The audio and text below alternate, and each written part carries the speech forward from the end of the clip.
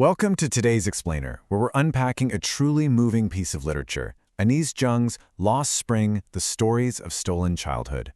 We're going to explore a reality that exists for literally thousands of kids. A reality where childhood isn't this carefree season of joy and play.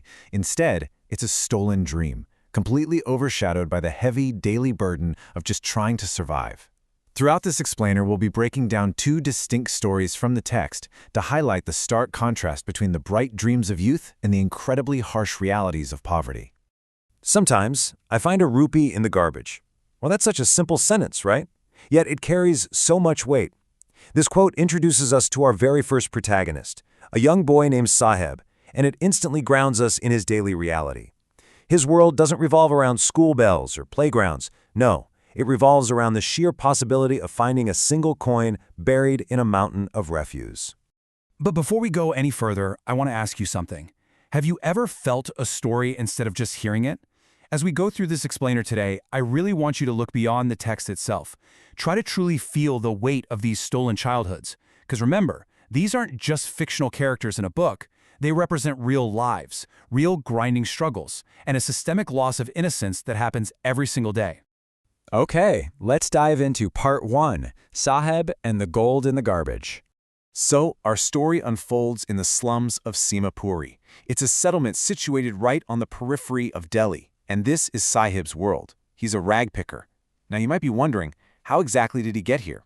Saheb's family didn't just choose this life out of nowhere. They were actually forced to become rag pickers. Migrating to Delhi after these brutal, devastating storms completely destroyed their homes and their green fields back in Dhaka, Bangladesh in 1971. The storms literally took everything, leaving them with absolutely no choice but to scavenge just to survive. And the crazy thing is, Saheb is far from alone. More than 10,000 rag pickers live in Simapuri. 10,000. They live in these structures made entirely of mud, with roofs just cobbled together from tin and tarpaulin. There's absolutely no basic sewage, no drainage, and no running water. None. They've lived there for decades without any real identity, surviving purely because they have ration cards that let them buy grain. It's a life completely stripped down to the barest minimum. Now here's where the heartbreak truly sets in. His full name? It's Saheb-e-Alam, which literally translates to Lord of the Universe. The irony there is just devastating, isn't it? The Lord of the Universe roaming the dusty streets as a barefoot rag picker. He wanders around with his little army of barefoot friends, and when the author asks why they don't wear shoes, they just come up with excuses. One kid says it's a tradition to stay barefoot, while another simply says, well, my mother didn't bring them down from the shelf.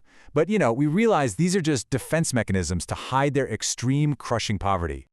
What's really fascinating here is how survival kind of distorts reality, creating two incredibly different perspectives on the exact same thing: garbage.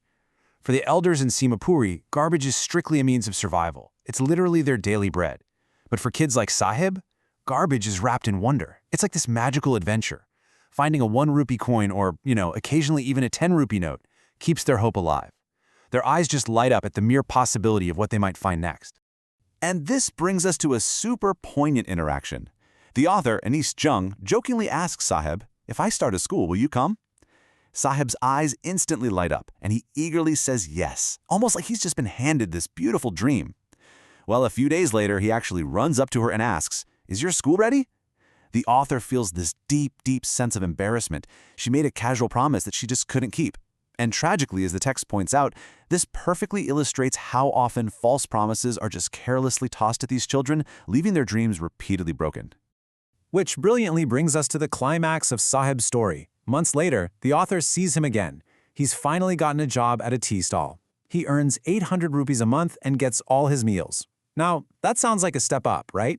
But think about what he gave up. He used to carry this plastic bag for garbage. Sure, it was for garbage, but it was light, it was his own, it represented his freedom. Now, he carries a steel canister for the tea stall. It's heavy, and it belongs to the shop owner. Saheb is no longer his own master. Yes, he has steady meals, but he's completely lost his carefree smile. The spring of his childhood has literally been traded for a heavy canister. Moving on to part 2, Mukesh and Dreams in the Dust. We're shifting gears now from the garbage dumps of Simapuri over to the dusty, stifling, glass-blowing city of Firozabad to meet a boy named Mukesh. Listen to his defiance for a second. I want to be a motor mechanic. I will learn to drive a car. Mukesh is a kid with a genuine spark in his eye. See, in Firozabad, making glass bangles is all anyone does. It's this unbroken lineage. But Mukesh has a bold dream that directly defies the centuries-old expectation of his hometown. He actually wants to forge his own path. But the odds are stacked impossibly high against him. 20,000. That is the truly terrifying estimate of how many children are currently working in Firozabad's glass furnaces. And the conditions they work in, they're horrific. They toil away in these dark, completely unventilated furnaces at incredibly high temperatures.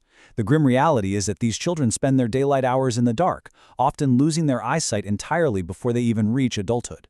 And their home lives really offer no respite at all. Mukesh actually takes the author to his home, walking through these stinking lanes totally choked with garbage. They live in hovels where humans and animals basically coexist in the same dark spaces. Mukesh's frail, aging father spent his entire life first as a tailor, then a bangle maker. Yet, he failed to earn enough to even renovate their crumbling house or send his sons to school. And inside, a young sister-in-law already bears the heavy, exhausting burden of cooking for the entire family. Her youth is just fading away in the smoke of the stove. So, the absolutely crucial point to understand here is the mindset of the community itself. Mukesh's grandmother sums it up pretty perfectly. It is his karma, his destiny. This totally encapsulates the psychological trap they're caught in. Generation after generation accepts this immense suffering, simply because they view bangle making as a God-given lineage. They genuinely believe they cannot break it. It's this deeply ingrained sense of defeat. Because what's trapping them goes way, way beyond just poverty. It's described as a chakravyuh, an inescapable, vicious, systemic circle. It's this tightly woven web. The ruthless middlemen exploit them, the police are entirely apathetic to their plight, and the corrupt politicians and bureaucrats actively work to maintain the status quo. If the younger generation ever dares to organize a cooperative and actually fight this cycle, they are intimidated, beaten by the police, and thrown in jail. Make no mistake, it is a system perfectly designed to crush hope. Yep, against all of this we have Mukesh's quiet rebellion. The expectation in Firozabad is just to accept your destiny and make bangles. But Mukesh's reality, his determined plan, is to walk all the way to a faraway garage to learn how to drive. When the author asks him if he also dreams of flying a plane, Mukesh looks down and quietly says no. He realistically only dreams of cars. Why? Because planes rarely, if ever, fly over the dusty, forgotten skies of Firozabad. His dream is very much grounded in the dust of his reality. But hey, it is a dream nonetheless. Which brings us to part 3, the meaning of the lost spring. When we synthesize these two narratives, we really see the true cost of societal apathy, and it results in two very different outcomes. On one hand, Saheb sacrificed his childhood spring to the heavy weight of responsibility. He surrendered his precious freedom, trading his light plastic bag for 800 rupees and a heavy steel canister. He gave up. Mukesh, on the other hand, he's still fighting. He's desperately trying to guard his fragile spark of hope, his dream of being a mechanic, against this massive, oppressive system that's constantly trying to extinguish it. Both stories, however, are absolute tragedies of stolen innocence. I want to leave you with Anis Jung's profound final thought, captured perfectly in this single question. Can we bring back their spring? These aren't just isolated stories, guys. They're mirrors reflecting our own society's failures. So how can we as a society become more sensitive to this? How can we break that chakradela of poverty and exploitation to help reclaim the stolen childhoods of thousands of kids like Saheb and Mukesh? It definitely starts with awareness, which we've hopefully built a bit of today, but ultimately, it demands action. Just think about it. Thank you so much for joining me for this explainer, and as always, keep questioning the world around you.